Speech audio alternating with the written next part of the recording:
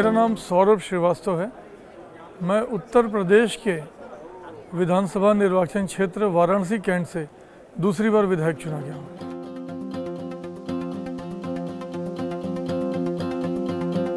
मेरे निर्वाचन क्षेत्र की एक बड़ी समस्या थी, बाढ़ आती थी और एक बहुत बड़ा क्षेत्र बाढ़ में डूब जाता था।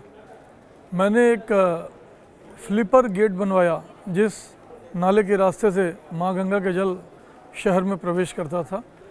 मैंने वहाँ एक फ्लिपर गेट बनवाया जिससे बाढ़ का पानी जब बढ़ेगा तो हम उस गेट को बंद कर देंगे और पीछे पंप के थ्रू पानी लिफ्ट करके बाहर निकालेंगे। बाढ़ की समस्या से मेरे क्षेत्र को, एक बड़े प्रतिशत क्षेत्र को मुक्ति मिल गई है। ऐसा ही प्रयोग एक दो जगह और हम करेंगे और 100% बाढ़ से मुक्ति दिलाएंगे। दूसरी मेरे क्षेत्र की समस्या थी कि एक बहुत बड़ा क्षेत्र था जो ग्रामीण क्षेत्र से नगर निगम में सम्मिलित हुआ। उसमें मूलभूत सुविधाओं का अभाव था, तो हमने उस क्षेत्र को नगर निगम में सम्मिलित कराया और उसकी पूरी योजना बनाई कि उस क्षेत्र में मूलभूत सुविधाओं का विकास हो।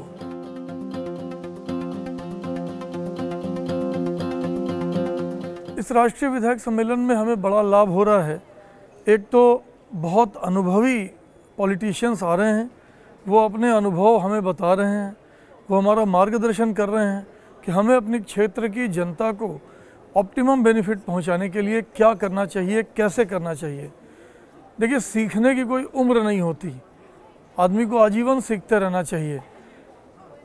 मैंने जितने भी सेशंस यहाँ अटेंड किए, नेताओं ने जो कुछ बोला मैं उससे सारा लिखता चला गया।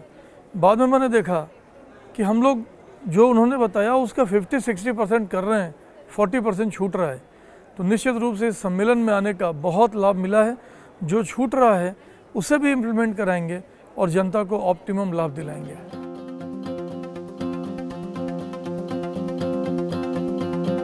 मेरा पहला चुनाव 2017 में हुआ था और 2017 के इस चुनाव में मैं पूर्वी उत्तर प्रदेश से विधायक हूँ।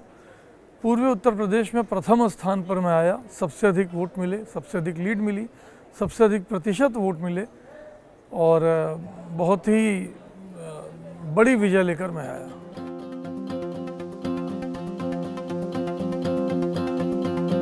मेरे राजनीतिक आदर्श सर्वप्रथम हमारे प्रधानमंत्री श्री नरेंद्र मोदी जी हैं, जो हमारे सांसद भी हैं।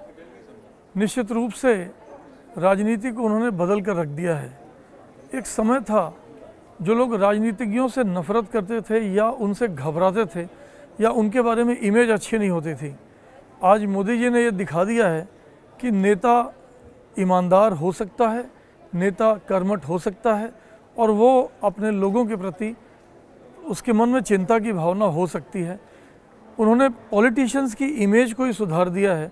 तो मेरे पहले आदर्श वो हैं। मेरे दूसरे आदर्श मेरे पिताजी हैं, स्वर्गीय हरीशचंद्र श्रीवास्तव हरीश जी, जो प्रदेश सरकार में यूपी गवर्नमेंट में कई बार मिनिस्टर रहे, एमएलए रहे। उन्होंने अपने नाम के अनुरूप बहुत ही ईमानदारी से अपना राजनीतिक जीवन बिताया। 73 वर्ष का उनका सामाजिक राजनीतिक जीवन था। उनसे मुझे बहुत कुछ सीखने को मिला। और मेरी तीसरी आदर्श मेरी माताजी, जो एक महिला महाविद्यालय में इकोनॉमिक्स की टीचर होने के बावजूद पॉलिटिक्स में थी, 4 बार वो भी विधायक बनी। उन्होंने मुझे बहुत कुछ सिखाया।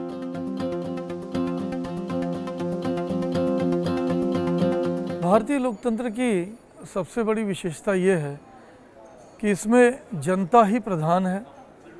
जनता ही देश का भाग्य और भविष्य तय करती है।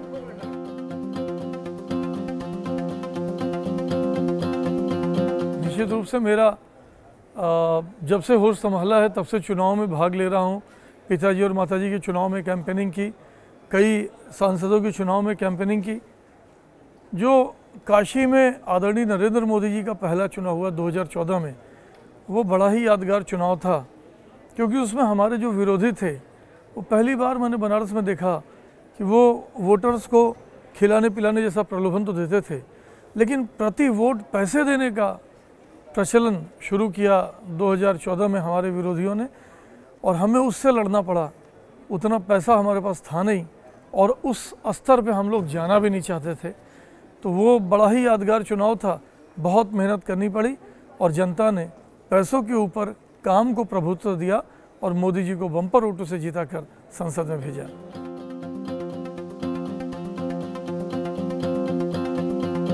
मैं पेशे से एक व्यवसायी हूँ। मैं बहुत सारी इंडियन मल्टीनेशनल कंपनियों का बिज़नेस हैंडल करता हूँ, जैसे Dabur India Limited, Royal Enfield Bullet, Bisk Farm, Eveready, Bikano, Mankind Pharma, Avin pharma.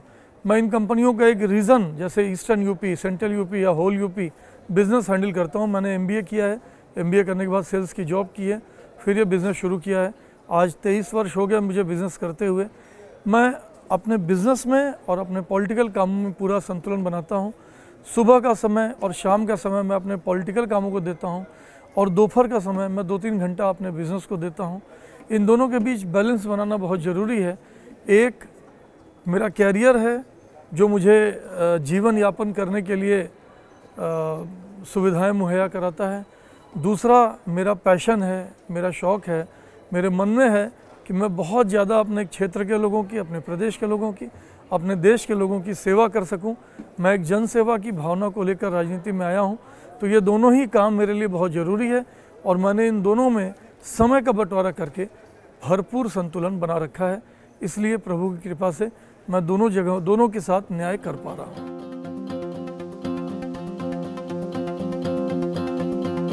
राजनीति में मेरी सबसे बड़ी ताकत है मेरी ईमानदारी। मेरे अंदर पेशेंस बहुत है। मैं बहुत ही पेशेंस से लोगों को सुन लेता हूँ और मेरा जो जज्बा है कि जो भी मेरे पास आ रहा है, अगर कोई जेन्युइन काम है तो कैसे भी उसको पूरा करना है। तो मेरे अंदर ये है कि मैं कभी किसी को ना नहीं कहना चाहता, मैं उसका काम करने का प्रयास करता हूँ। मेरे पिताजी कहते थे कि तुम्हारे पास 100 लोग काम के लिए आएंगे, तुम जानते हो कि उनमें से 50 ऐसे हैं जिनका काम तुम नहीं कर पाते, तो उन्हें आउटराइटली रिफ्यूज़ मत करना, उनका काम करने की कोशिश करना, तो तुम्हारी सफलता का प्रतिशत बढ़ जाएगा। तो ये मेरी ताकत है कि मैं पेशेंटली सबको सुनता हूँ और अधिक से अधिक समय अपने क्षेत्र के लोगों को देता हूँ और प्रयास करता हूँ कि अधिक से अधिक लोगों का काम, व्यक्तिगत काम मैं कर सकूँ। एक राजनेता के लिए सिर्फ यही आवश्यक नहीं कि वह अधिक से अधिक विकास की योजनाएं ले आए, यह भी आवश्यक है कि वह अपने क्षेत्र की जनता के साथ बहुत अच्छा जुड़ाव रखे और उनके व्यक्तिगत कामों को भी वैसे ही करे जैसे कि एक अभिभावक अपने परिवार के सदस्यों का करता है।